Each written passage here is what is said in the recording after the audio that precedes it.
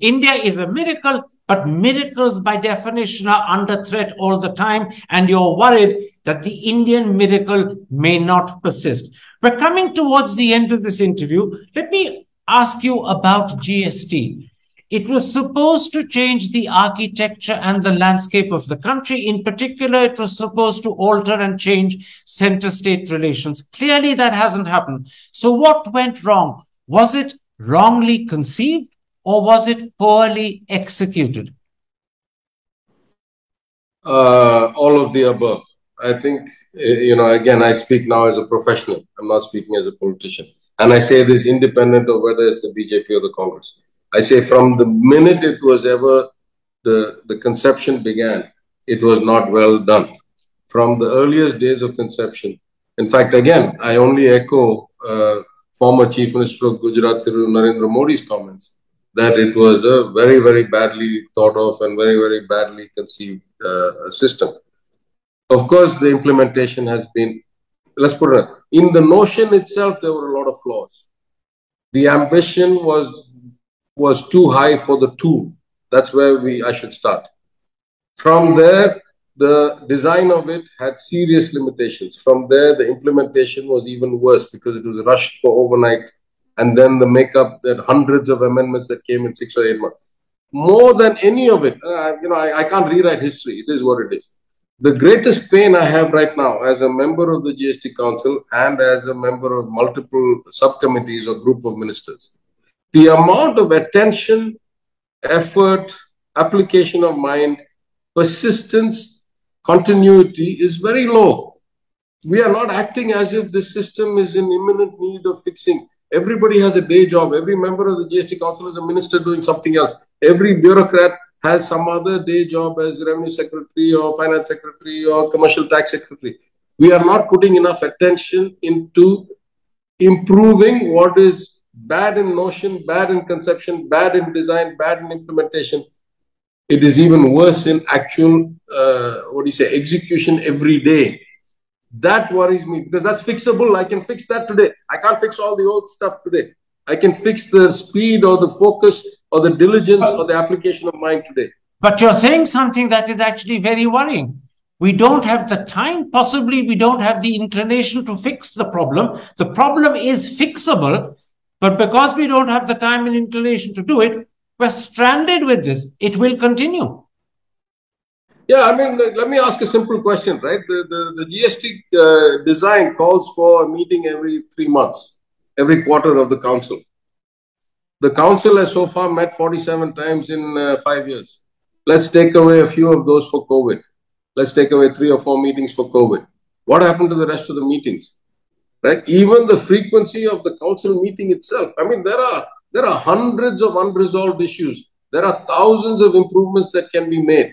In my opinion, as a former corporate executive, if I had 100 people of high skill, auditors, lawyers, tax specialists, IT specialists, if I had 100 of them working on this full time every day, there's enough work for 2-3 years where we can make improvements on the existing system.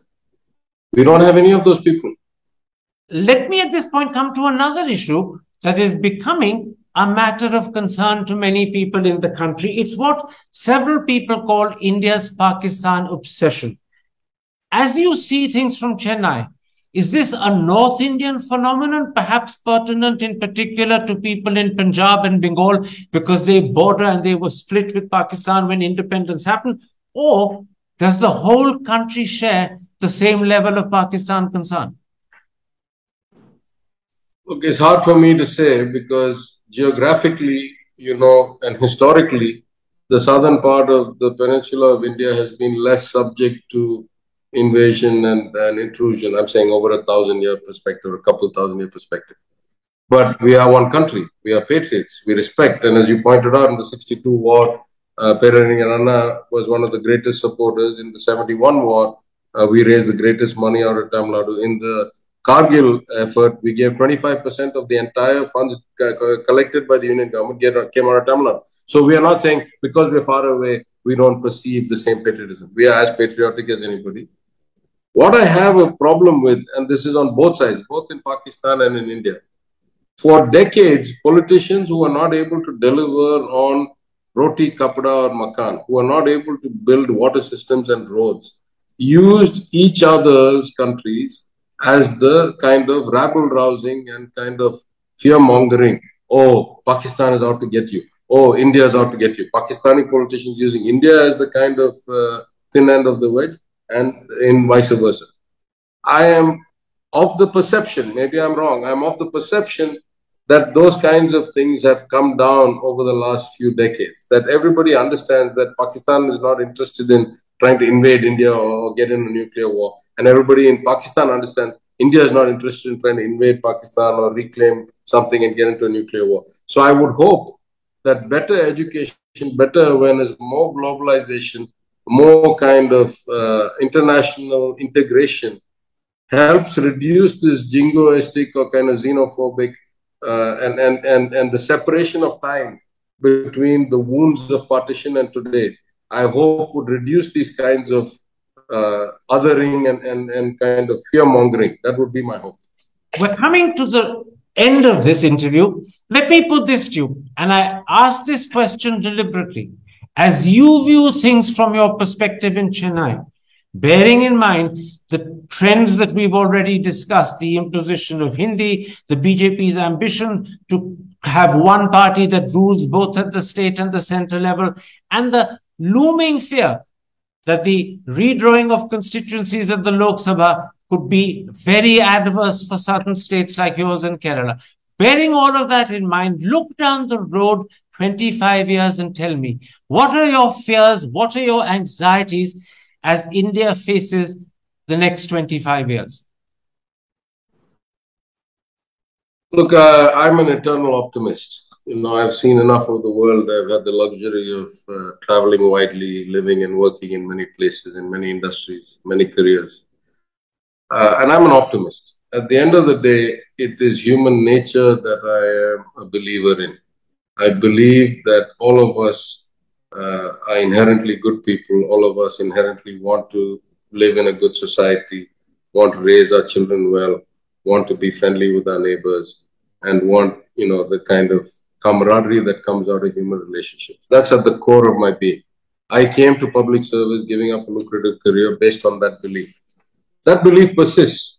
Of course, there are many threats, but all over the history of the world, whether you look at it politically, militarily, you look at it in the markets, these aberrations don't last a long time, right? Somebody becomes too successful too fast. They start believing that they're near God, or the hubris sets in. And then what happens? There's a spectacular fall. The markets get completely overvalued to any rational logic. And what happens? There's a massive crash.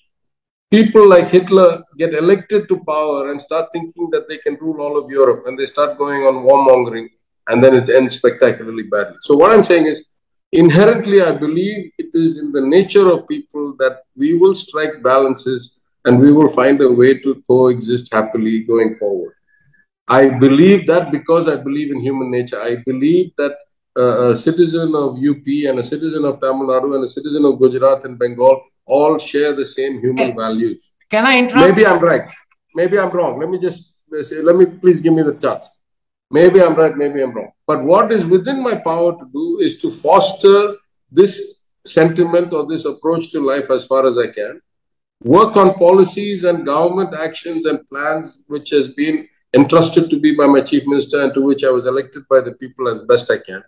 And if all of this turns out to be too optimistic, it's okay. I'm willing to take that risk, because at the end of the day, I'm a believer in God. And therefore, that gives me the faith that there are powers greater than any man, than any outcome, and whatever is supposed to be will be.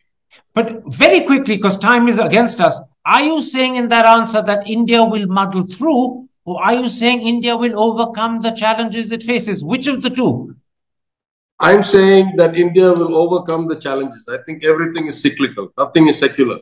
Secular in the sense nothing is one directional, secular trend. Everything is cyclical.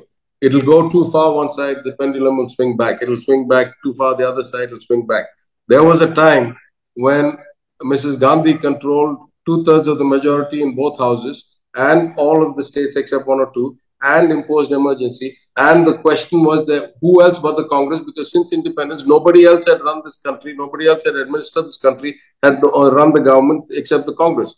And at some point, the people said, it doesn't matter who else, just not you.